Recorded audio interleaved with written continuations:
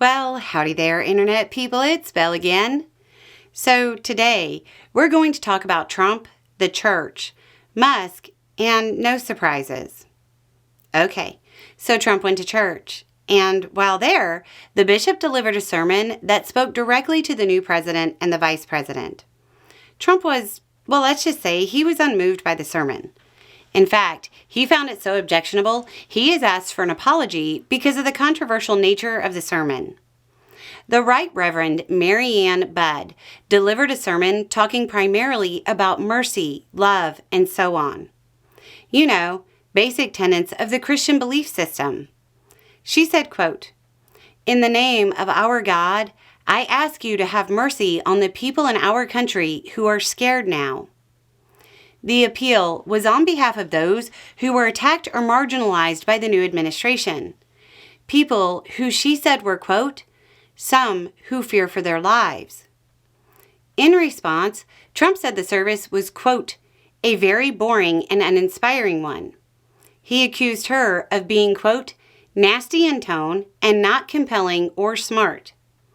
Also, he said she brought her church into the world of politics. He also said she was, quote, "radical left." Reminder, the sermon was really centered on some pretty basic premises. Look, if you believe Jesus was a right-wing capitalist, you need to go read the book again. Some within MAGA, including Georgia Congressman Mike Collins, have suggested she be deported. She is an American.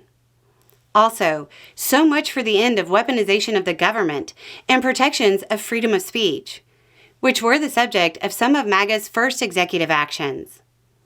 It's worth noting that this is not the first time Trump and the bishop have clashed. During his first term, she wrote a piece for the New York Times, saying his use of the Bible for political purposes was horrific and outrageous. There is likely to be more and more tension between Trump and various Christian denominations as his administration continues. If you're Christian, those churches you see openly questioning Trump and his policies might be good locations to find your network. That brings us to a common question. Why haven't we talked about Musk's arm movement?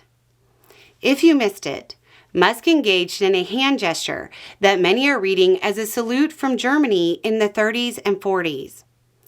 If you believe that's what it was it surprising? Think about how his social media site has opened up to the type of comments that can currently be found there. There will be plenty of commentary on it all over the place. I'm going to focus on things that have an actionable element.